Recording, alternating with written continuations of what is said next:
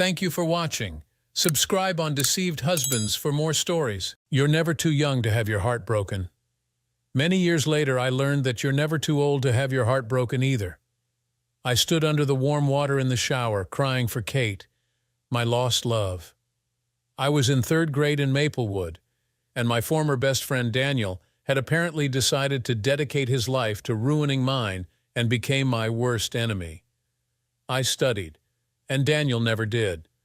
One afternoon, I wouldn't let him copy my answers on a spelling test. When our grades came back, Daniel failed. Mrs. Adams, our teacher, suggested that he could get grades as good as mine if he actually studied. Daniel had always been the golden boy, top dog, the recipient of never-ending praise, and this was his first criticism. I was used to criticism and disapproval. I wouldn't have even understood any praise if anyone ever gave it to me. With his ego shattered, Daniel ran out of the classroom crying. He was furious and held it against me, even though I'd done nothing wrong as far as I could see. I was the shortest kid in our class. Daniel was the tallest. He was a lot better looking than I was, but I was a lot smarter than he was. He was wealthy, I was not. After school, he challenged me to a fist fight. I explained that though he would win, I would break his nose, and then he would no longer be handsome. That stopped him in his tracks. He said it wasn't worth his time to fight with me because everyone knew I was a jerk. He sneered and walked away.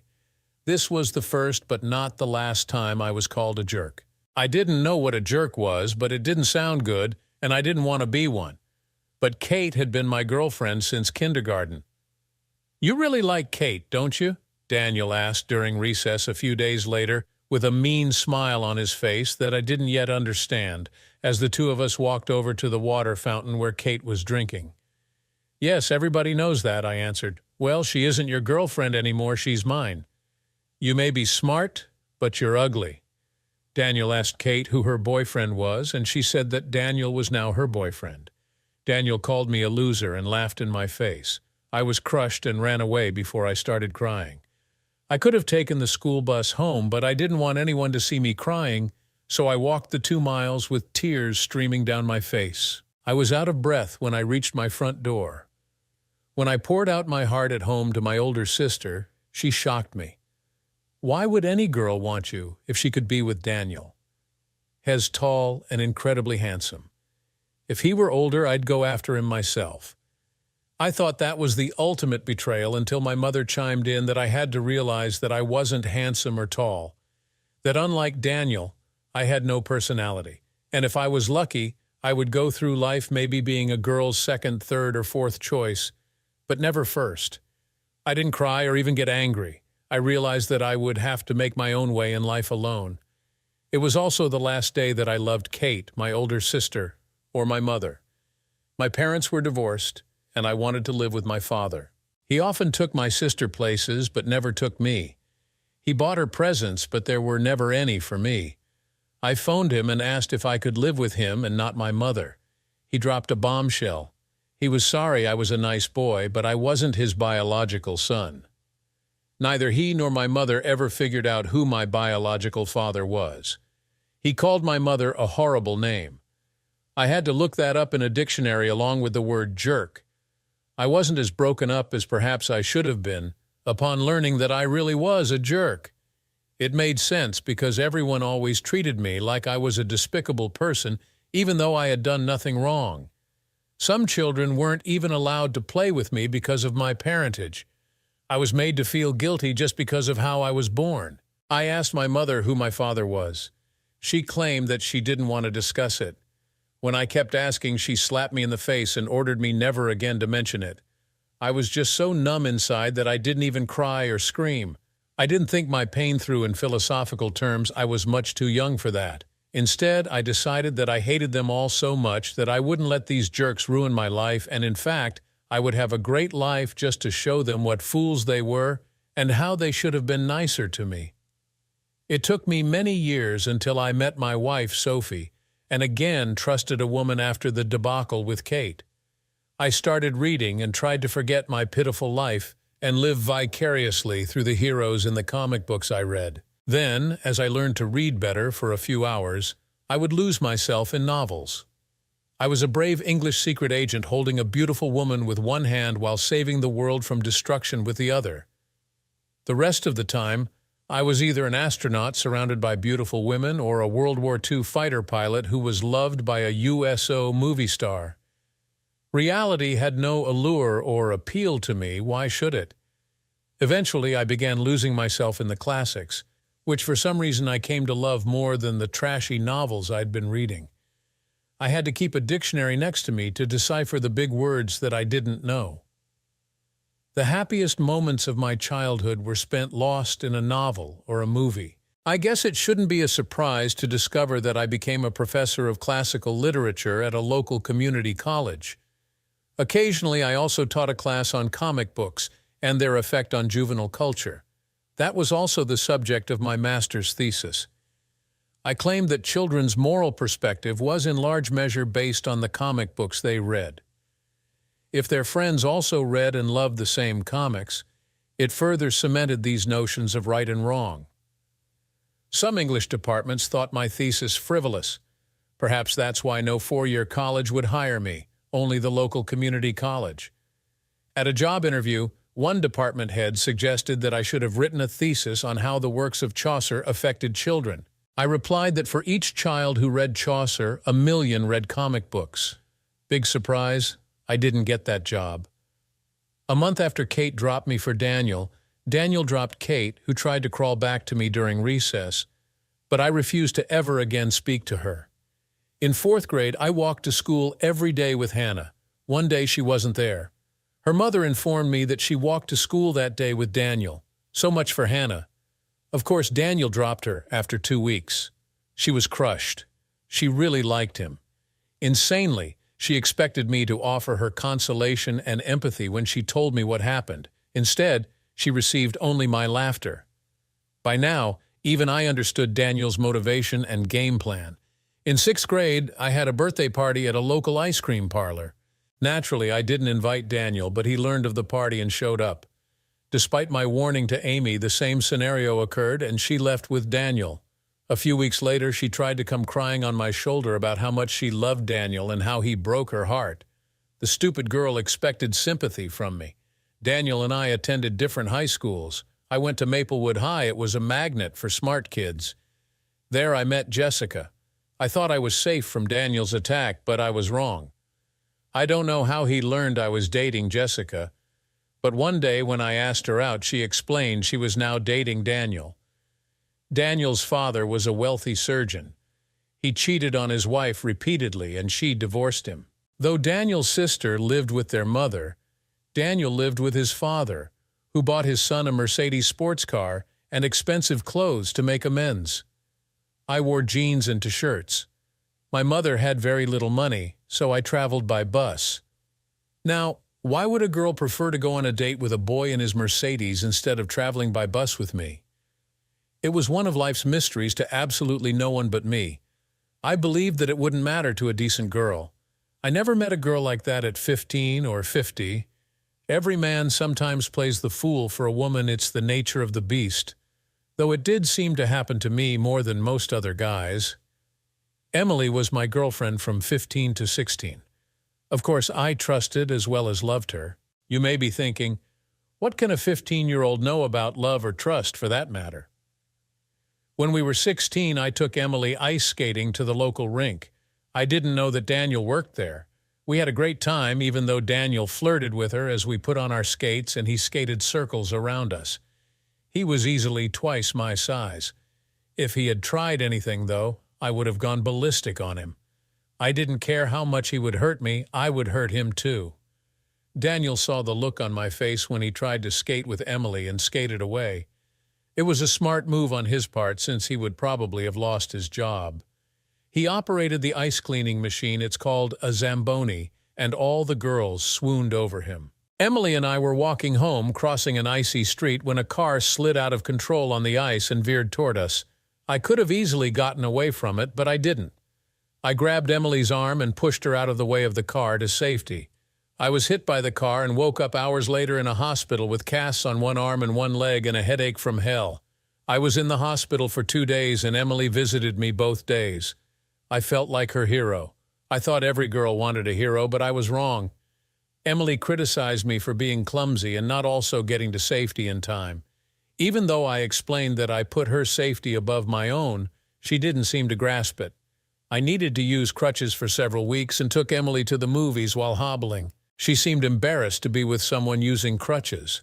The next Saturday, she claimed to have the flu and couldn't go to a movie with me. I didn't want to go without her. I decided to show my affection and concern for her.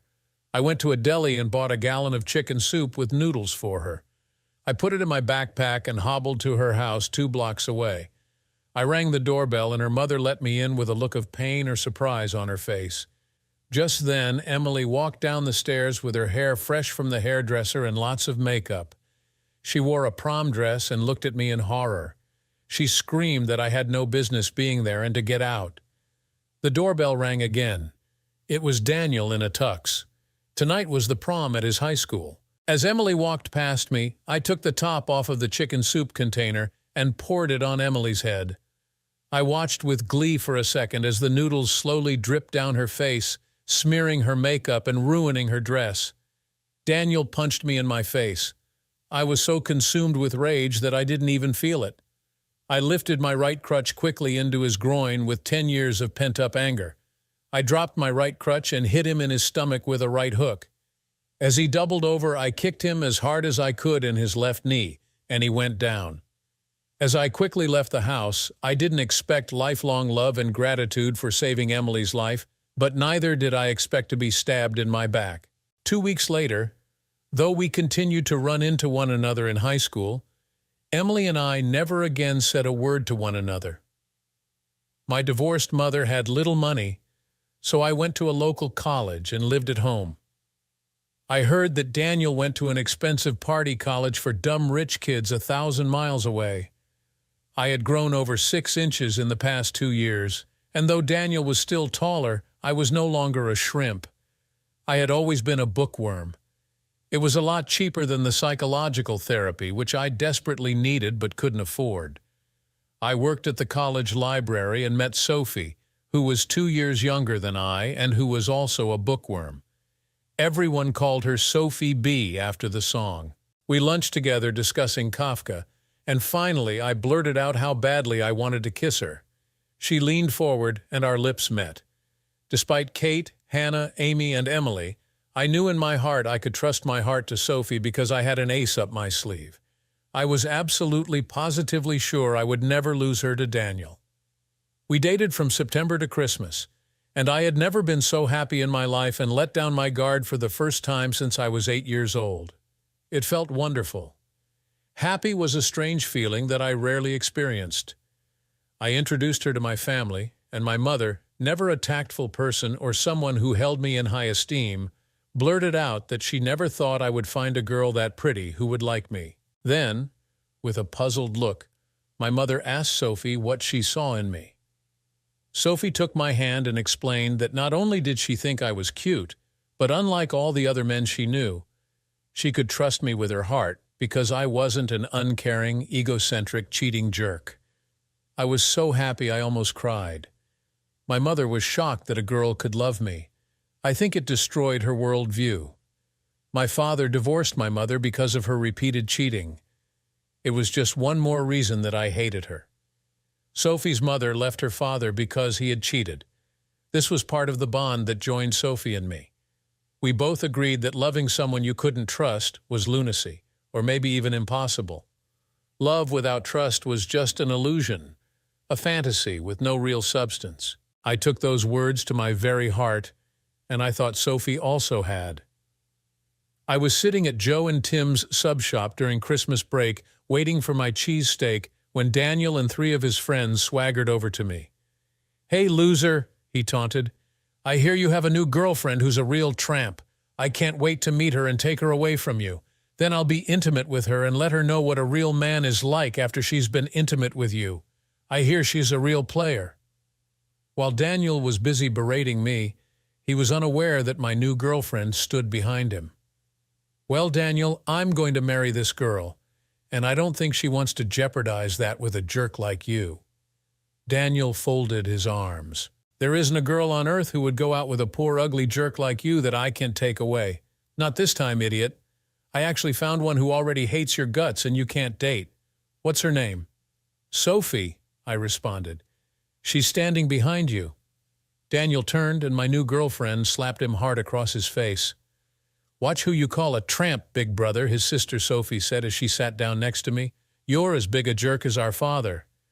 Daniel was at a loss for words, and while bent over silently, he walked away while he coughed. Sophie and I have been married for over 40 years. We only saw Daniel during Thanksgiving dinner at my mother-in-law's. I always thank him for winnowing away all the unfaithful two-timing losers I liked and clearing a path for Sophie and me. Thanks to his help, I was able to figure out the difference between a lady and a tramp. I was ready to appreciate Sophie when we first met. Once, after we both drank a lot of bourbon, I asked him why he devoted his childhood to tormenting me. He smiled and said he did it because everyone loved him and despised me, so he could get away with it, and it was so much fun. He considered it his hobby. Daniel was divorced for the third time already. He had a son and a daughter, neither of whom would talk to him or have anything to do with him. That broke his twisted, self-centered heart, which surprised me. He was really good at starting relationships, but not so good at maintaining them. Few women wanted a cheating husband, no matter how handsome he was. What really pissed me off about Daniel was that he got in on cryptocurrencies on the ground floor and made a fortune, which he enjoyed rubbing my face in every Thanksgiving when we all dined together until his death 6 months ago. I guess you could say that even after his death, Daniel found a way to mess me up with one last parting shot. It was a coup de grace. If he was in hell and looking up at me, I knew he was happy at my misery. Other than my wife Sophie, my standard poodle Bella is my best friend. She's warm, loving, adorable, and loyal. She's smart as a whip, well-trained, and also the best private eye around. Now I call her my private eye pooch. Like most people, I talk to my dog. Unlike most people, I also listen to my dog. While walking her, she dragged me to the house of my cheating wife's boyfriend, though at the time, I didn't know it. Sophie and I are both over 60. We met in college and have been married for over 40 years, so I never dreamt that my wife would start to cheat on me now. Of course, there was that one suspicious incident 35 years ago with our next-door neighbor's movie star handsome brother, and another possible one-night stand with her personal trainer 20 years ago, but I never had any proof. Though I chalked it up to my paranoia, I always kept my eyes open. Sophie's best friend since junior high school, Carla, was so beautiful she could sleep with any man she wanted, and she did. She also died of AIDS about 30 years ago. I thought that was one of the major reasons for my wife to remain on the straight and narrow. The other was her fear of herpes. I think our marriage was number 3 on her list. I thought we both loved and cared about each other more. She took care of me after my hip surgery, and I did the same for her after her knee surgery. This behavior may not be what teenagers consider to be what true love and marriage are all about, but I think it's the definition of true love for people over 50. At this age, I spent more time taking care of her while she was in bed sick, needing help, than when she was in bed needing intimacy. Before we retired, we both taught English literature at a nearby community college. Now, I just volunteer to tutor students at the local high school and help them fill out their college applications. I also take my dog to local old-age homes once a week to cheer up the residents.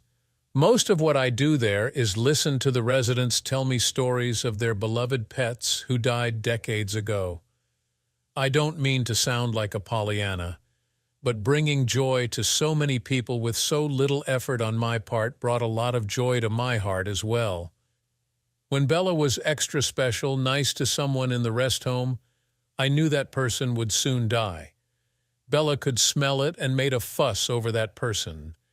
Have I mentioned that other than Sophie, Bella was the kindest and most compassionate female I'd ever known? My weakness, now that I was retired and had a lot of free time, was watching gangster movies. I had almost memorized the dialogue in the first 2 Godfather movies. I must have watched each 100 times. I thought the third one was a dud and only watched it 20 times. Though Sophie taught literature, her passion or weakness was reading cheap romance novels where the handsome, ostensibly poor young stud sweeps the much older widow off her feet and takes her to a lavish villa and vineyard in Tuscany where she discovers he's a wealthy Italian nobleman. Can you imagine believing such crap? She spent the last year trying to write one of these trashy novels about a 60-year-old cookbook writer and her young Italian lover. The working title was A Taste of Tuscany. When I asked her if it was about a romantic experience, she didn't laugh. She was learning Italian so she could write some of the dialogue in that language. The writing hasn't gone well, and she kidded with me that she needed to do some personal research in the field with a young stud. I didn't think she was serious, but I didn't think the comment was funny. When I look at her, I still see the 18-year-old girl I fell in love with. She's still beautiful to me, but everyone else sees an overweight 60-year-old grandmother with a wrinkled face, big bum, and thick glasses. 6 months ago, her brother Daniel died in the saddle, so to speak. Surprisingly, it wasn't because of a jealous husband, but a bad heart. Perhaps insensitively, I said to his sister that I was shocked to learn that he even had one. Now, of course, that he was dead, she loved him and thought him perfect, and she was furious with me. I was flabbergasted by her doing a 180 after all these years of despising her brother. Though I don't think he planned it that way, only because he wasn't that clever, his death exacted his most insidious and devastating revenge on me. He left his sister, my wife, a significant amount of cryptocurrency in his estate, after which everything in our marriage went downhill in freefall. My wife was using John, an attorney, to sort out the tax consequences of the inheritance. Our longtime attorney and friend Robert had retired, and 40-year-old devilishly handsome John inherited us. He spoke a few words of Italian to my wife, and while that made me groan, it convinced her to hire him. He didn't strike me as any more of a jerk than any other lawyer. I was wrong. Not all lawyers are jerks. This one was. I would soon find out. My late father was an honest, moral, ethical lawyer. That's why he barely made a living, and my mother had to also work even before they were divorced because of her cheating. Except for my wife, all the women in my life cheated on me. Even though he wasn't really my dad, he often gave me good advice. He once told me that most lawyers are paid to lie, cheat, and steal from their client's adversary. A lot of lawyers also lie, cheat, and steal from their clients. Before he rejected me because he wasn't my biological dad, I loved and respected him so much and cried because he didn't act that way towards me. He's been dead for over 40 years, and his treatment of me still hurts. After he spent $100 on my sister's Christmas present, would it have killed him to spend $5 and buy me one too? Hell, he hadn't even put any coal in my stocking. I don't think I'm a stark raving lunatic, but with the way I was treated during my childhood, I think I would have the right to be nuts. Somebody said the pain which doesn't destroy you makes you stronger. Well, if that's true, I must be Superman. A photograph of John's wife, Victoria, a fashion model and centerfold, sat on his desk. She appeared to be way north of high maintenance. She looked like it must be exorbitantly expensive to keep her happy. I didn't think a lawyer's salary was sufficient. You'd have to be a rock star or something to support her. Fortunately, it wasn't my problem. The walls were festooned with posters of Ferraris and Formula One race cars, which John said he dreamed of one day owning and possibly racing at Le Mans or some such racecourse. He had already chosen a name for his fantasy race, Carvolare, which my wife explained meant it flies in Italian.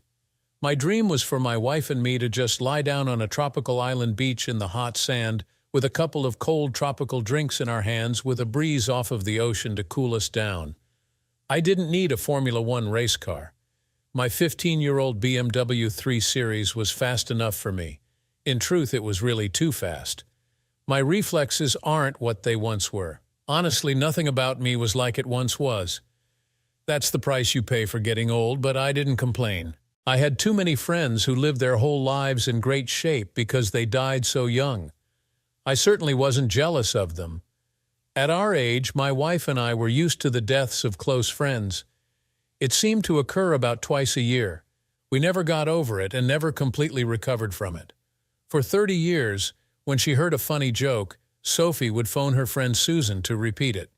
From habit, she did that last week, forgetting for a moment that Susan had died last month. My wife had a crying fit for an hour. These deaths affected me a lot, but they affected my wife a lot more. She obsessively worried about how much longer she had to live. No amount of comforting from me helped her. She sobbed that she was sick of her boring life and wanted some fun, excitement, and adventure before she died.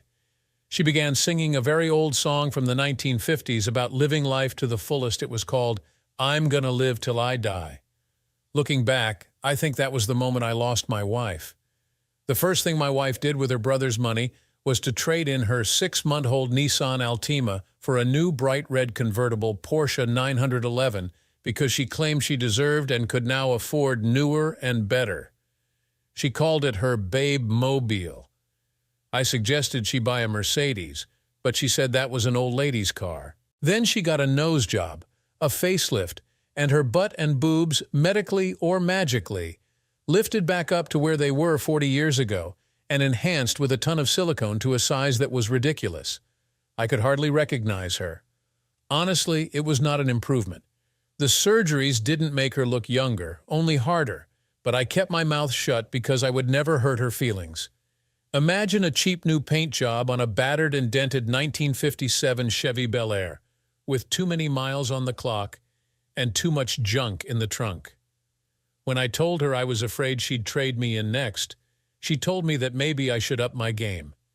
She just laughed when I asked what game we were playing. Then I became very worried that I would be traded in next, especially since she now always came up with excuses not to be intimate with me. She had more headaches than an actor in a Tylenol commercial.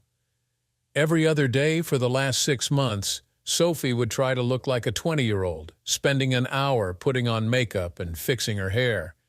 Then she put on hot yoga pants with a running bra to walk our dog for a few hours. She would return home tired but happy and run into the shower. However, our dog was suspiciously not tired out by these supposedly 2-hour walks.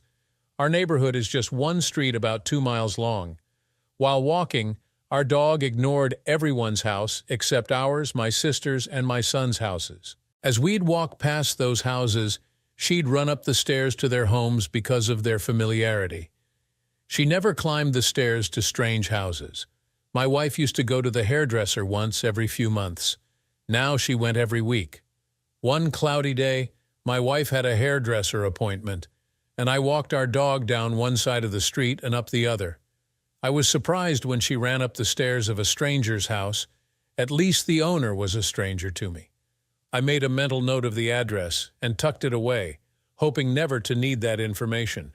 It certainly put me on my guard, but that wasn't enough for me to confront my wife. Besides, if anything was going on, I didn't want to put her on her guard. She didn't go out for girls' nights with her friends. She didn't hide her cell phone or change her password or make secret phone calls. There were no strange numbers on her cell phone or home phone bills, mostly her sister, our children, her estate lawyer, and the local pharmacy, where we unfortunately spent too much of our money on prescription medicine for my wife's high blood pressure, diabetes, eye condition, depression, and over-the-counter painkillers. That night I sat down with Sophie and 2 glasses of expensive French champagne in front of the fireplace with Frank Sinatra singing All the Way. I thought it was pretty romantic. "Sophie, you've seemed so distant lately. Is anything wrong between us?" Sophie sipped her champagne. "No, I'm just stressed by all this estate business." Relieved, I leaned in to kiss her, but she moved away.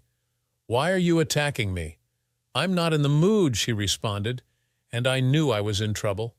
Since when was kissing my wife an attack?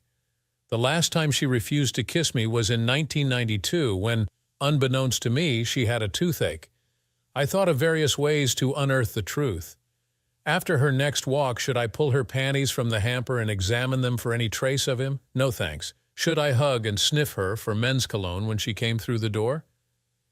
I tried that, but she pushed me away, claiming she was too sweaty.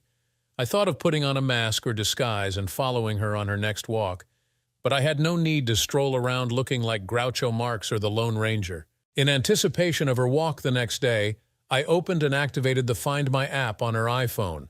That way, I could track her whereabouts. The next day, after she left for her walk, I opened the Find My app on my iPhone and discovered that she had left her iPhone in her dresser drawer. She had outsmarted me. Okay, the first set went to my wife. Undeterred, I bought an Apple AirTag and placed it on my dog's collar, hidden by a ton of fur, without telling my wife. 2 days later, my wife took the dog for a walk. I gave her a 20-minute head start, and then I tried to track our dog. I turned on the iPhone app and discovered that the tracker was 20 feet away. I hit the Make a Noise button and discovered that my wife had removed it and put it in her dresser drawer next to her iPhone. Score 2 to my wife, but the game wasn't over. Well, high-tech hadn't worked. Maybe my private eye pooch would. I drove down to the house my dog had previously alerted me to. I walked up to the door and pushed a large planter next to the door. Standing on my toes on the planter, I peered through the small glass window at the top of the door and saw an empty living room. I yelled out, "Bella, speak! Bella, come!" And my dog let out a loud series of barks. Bella came running to my voice, pulling my naked wife and her naked estate lawyer, who both tried to cling to her leash. To give the devil his due, her lover had a pretty large tool. I knew now what she saw in him. I also knew that her money was what her lawyer saw in her. The lawyer, a man in his 40s, was a partner in a large firm. I was amazed how my 40 years of loving her evaporated in 1 second. Of course, I took photos with my phone. I opened the mail slot at the bottom of the door, painfully knelt down on my arthritic knees and yelled inside, "You can keep that cheating wife. I'm divorcing her, but let out my dog, or I'll break down the sliding glass door on the side of the house and beat the crap out of you for dog napping." I heard the sliding door open and then quickly close as my dog ran into my arms, licking my face as if to tell me, "I told you so." I'm glad my bluff worked. I'm in no condition to beat up anyone, but I knew that I would have my revenge on that jerk lawyer no matter what it took, no matter how long. He had destroyed my marriage, and I would destroy his life, though not with a baseball bat, as tempting as it felt. Sophie's brother, that son of a bitch Daniel, had indeed had the last laugh on me and destroyed my marriage with his money. I took my dog and drove to the beach, where I cried for most of an hour while throwing a stick for my dog to catch. I returned home and made an appointment with a divorce lawyer, then loaded up my SUV with a lot of my stuff and my dog. I phoned my oldest son and asked for 2 favors. 1, could I stay there for a few days? And 2, could he refrain from asking me why? Then I cried for another hour. I cried for my lost marriage, and I cried for being a fool. Mostly I cried about my uncertain future. I don't want to be 60 and single. I don't know how. I had never wanted to know how. My wife had inherited the house from her late father, so it belonged to her, but I would have left anyway to escape all the memories it held. My soon-to-be ex-wife returned home a few hours later. "Why?" I asked. She smirked. "Let me be brutally honest with you. I'm 60 years old with high blood pressure and diabetes. Who knows how much longer I have left? Now that I'm rich, why would I waste my remaining years with a 60-year-old pasty-white, bald, decrepit old man with arthritis in his knees? You can no longer ski or bike or play tennis with me," she answered. "I'm rich now, and I can afford younger and better, so I've traded you in for a newer, shinier model, just like when I traded in my Nissan. You've always been a great husband, but now I want younger and better. I deserve younger and better, and frankly now I can afford younger and better. It's nothing personal." Nothing personal, I thought. Is she out of her mind? Does she think she's Tessio from The Godfather? I've never won a disagreement with my wife, so I didn't waste any time trying to argue, especially since her characterization of me was spoten. I asked her how many other men she had slept with during our marriage. "Only 4, she answered, with no shame on her face. Sophie was a cheater through and through. "So you're a cheater just like your brother and your father." "Well, unlike you, at least I know who my father is," she said, driving the knife deeper into my heart. I wanted to call her an idiot, but that would end the conversation and not get me anywhere. While we're being brutally honest with each other, once your boy toy gets his hands on your money, how long do you think he'll be hanging around with Sophie, the floozy 60-year-old grandmother? "He loves me," she said, more to convince herself than to convince me. And when I look in the mirror, I can see that I don't look my age. I took off the Coke bottles masquerading as her eyeglasses and cleaned them on my shirt, holding them up to the light as I gazed through them. The problem is that you need new glasses. You're no longer Sophie B. Your new theme song is from the Everly Brothers' Wake Up, Little Susie. Wake up, I said, and I left. I staggered onto the street, weak in the knees and weak in my mind. I hadn't just lost my wife, I had also lost the guiding philosophical star of my life. I had believed to my core that if I was a good husband, a faithful husband, a loving husband, that I would be rewarded with a wife who acted the same towards me. Looking back, I couldn't think of anything I ever said or did to my wife that merited this situation. I felt like such a damned fool for turning down propositions a half-dozen women made to me over the years. Some people can get away with lying and cheating. I was never one of those people. I never wanted to be somebody like that. When I even looked at a pretty student walking 100 feet away from me on campus, my wife immediately knew the next time she saw me. I have the opposite of a poker face. If I had ever cheated on my wife, she would have sensed it within minutes of my return home. If she hadn't, I would most likely have immediately fallen on my knees confessing and begging forgiveness. I've always been amazed how some people can be such talented liars that they get away with it. It was not a talent that I possessed or even wanted. I'm not claiming that I never told a lie. I'm not George Washington, but I think I'm like most people. I prefer and enjoy being honest. I don't have to remember a bunch of different versions of stories or which lies I told which people.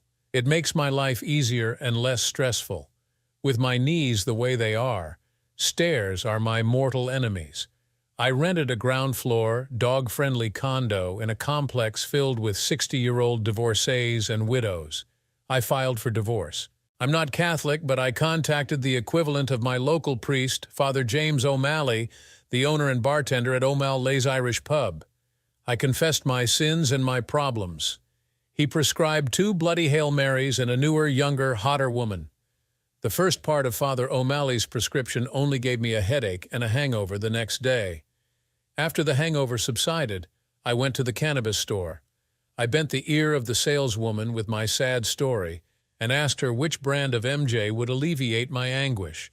She sold me some cannabis-infused gummies and sent me on my way. I returned home and took a gummy. I rummaged through some moving boxes and found an ancient Jefferson Airplane album and an equally ancient turntable, which I carried back to the living room and installed. About an hour later, as the cannabis hit, I was devouring chocolate chip cookies and singing along with Grace Slick. I thought I sounded great, though my dog disagreed and howled in pain, trying to cover her ears with her paws. Yes, Grace, you're right. One pill does make you larger, and I do need somebody to love. While stoned, I fantasized about my wife phoning and begging forgiveness. Would I be noble and take her back, or think only of my male ego and say no? I couldn't decide. Strangely, the worst part of the experience was hearing her say, "It's nothing personal." I felt like Tessio, one of Michael Corleone's enemies who knew he would soon be rubbed out. I played with the idea of following Sophie's lover and ambushing him with a baseball bat. I calculated the slim odds of getting away with it. Besides, he's too young and strong. Plus, I don't want to go to jail and miss watching my grandchildren grow up. My children told me they wanted to disown their mother, but I talked them out of it. She may be a lying, cheating witch, I thought, but out loud I said, "She's still your mother, your suddenly very rich mother." Sophie and I divorced. Because she was so rich, even before she sold her house, she gave me our savings and didn't attack my 401k. Financially, I made out rather well, but it didn't make me happy or satisfied. I'm a very petty person, and I needed revenge on both of them for humiliating me and destroying not only my marriage, but my faith in humanity and justice. It kept me up night after night. I understood that her lawyer would steal her money and dump her. I almost felt sorry for her, but upon further reflection, I reveled in knowing that everyone but my wife knew that. Our children tried to resurrect her sanity by telling her that, but she merely ignored them and threatened to cut them off financially. To their credit, they ignored her threat and continued trying to bring her back to reality. It was a lost cause. They were also smart enough to know that her threat to disinherit them was ridiculous. When her boyfriend was done with her, she would have no money to leave to anyone. Sleeping with a client is a no-no for lawyers in California. I filed a complaint with the Bar Association. Then I sued the son of a bitch and his firm for malpractice and breach of fiduciary duty. At the insistence of the firm, his malpractice insurance carrier settled out of court for enough money for me to buy the condo I was renting with some leftover, and he was disbarred. Every day, I hit the gym at the complex. I'm still bald because I thought I looked stupid wearing a wig. I still have arthritis, but I've lost weight and gained muscle. I'm no longer pasty white because every sunny day I'm out at the community pool working on my tan with my dog, who is a babe magnet. I had better luck with the second part of Father O'Malley's prescription. I'm casually seeing Karen, a widow in her early 50s, whose children are grown and whose arthritic knees are as bad as mine, which was the gist of our first conversation. Once again, my dog Bella saved the day. Karen also has a standard poodle, Rocky. We met while we both walked our dogs and both had to sit down on a bench because of arthritic knee pain. That led us into an informed but heated disagreement on the relative merits of Advil versus Tylenol versus Aleve on knee pain. It was a far cry from the many discussions I had about different kinds of drugs while I was in college. I guess relationships have started over things even sillier than that. Neither of us ever want to marry again or even live together, which is great. I guess some clouds have silver linings because we both have arthritic knees. We can't play tennis, ride bikes, or hike together. All we can do is make love, and we do that a lot. After we make love, one of us walks, or more honestly, hobbles 100 feet away to their own apartment. I introduced Karen to cannabis gummies with an ice cream chaser, after which we both act like horny teenagers. We're not madly in love with each other, but we like each other a great deal, and more importantly, we trust one another and we're comfortable with each other. At my age, that's a lot. Thank goodness I didn't have to resort to singles bars or online dating.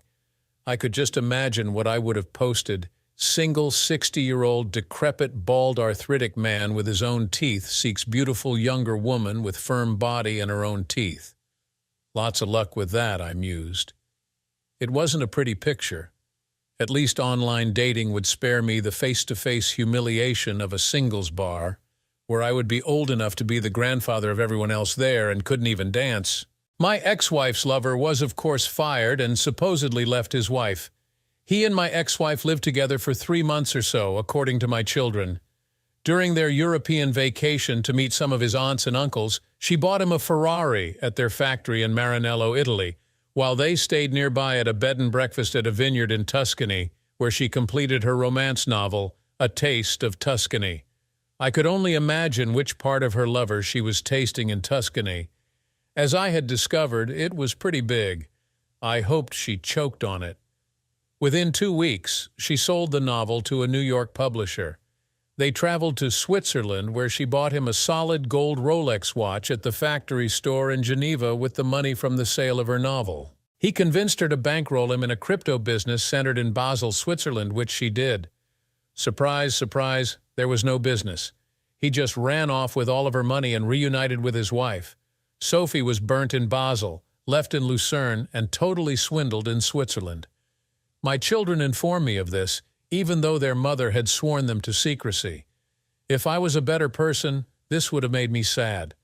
I'm not that wonderful, and at first I laughed my butt off, but knowing how her boyfriend broke her heart broke my heart again.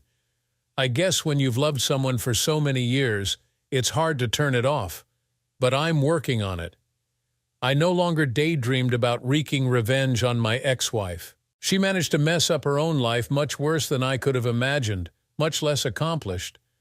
I wouldn't even call it karma.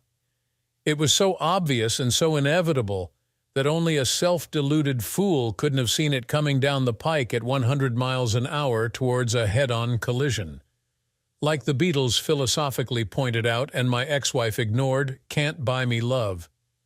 Though I had taught college courses in 19th century poetry, the Beatles, along with Paul Simon and Bob Dylan, were my favorite poets. I think the answer to most of life's questions is entwined in their lyrics.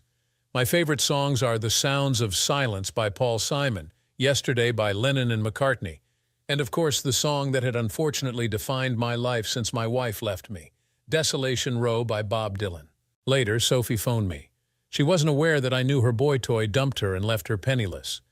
When she finished writing her novel, she said she got the May-December obsession out of her system and came to her senses. She said she wanted us to be together again because I was the only man she ever loved. She proclaimed her eternal love for me, except, I thought, for the last year. She said we shouldn't throw away 40 years over the one little mistake she'd made. Little mistake? I said. Then what the hell do you consider a big one? I asked. She asked if we could start over and make our marriage even better. I pointed out that we were no longer married. Then I had a maniacal idea. I told her I would take her back if, in order to prove her goodwill and remorse, she first sent me a check for $25000. She began crying and said she shouldn't have to prove her love with money. I told her I was feeling generous. Send me a check for $55000. She finally admitted that her lover had stolen all of her money and she was destitute. I thought of some incredibly cruel things to say but held my tongue. Though she and her brother always enjoyed humiliating people, I never did. I gave out an involuntary laugh. I guess it's true, I responded to her. There's no fool like an old fool. I knew you must be flat broke to have the guts to phone me. She was so broke that she sobbed as she asked if I would lend her some money to return to the United States. Because of the 40 good years we'd had together, she said that had to be worth something. I calculated what those years were worth to me, minus the betrayal, and wrote her a check for 40 cents. One for each of our years together. That made me feel like a jerk, so I tore up that check and mailed her a check for $1,000 so she could buy an airline ticket back to the States. Then I blocked her on Facebook, my iPhone, and my email accounts. I included a note that said, "This isn't a loan and it isn't a gift. I'm paying you to never again contact me. I've traded you in for Karen, a younger, thinner, prettier model with a firmer, all-natural, silicone-free body. But like Tessio said in The Godfather, it's nothing personal. Thanks for watching this wild story of betrayal, heartbreak, and ultimate revenge. If you were in his shoes, would you have forgiven her or moved on? Let us know in the comments below. Don't forget to like, share, and subscribe for more gripping tales. See you in the next video.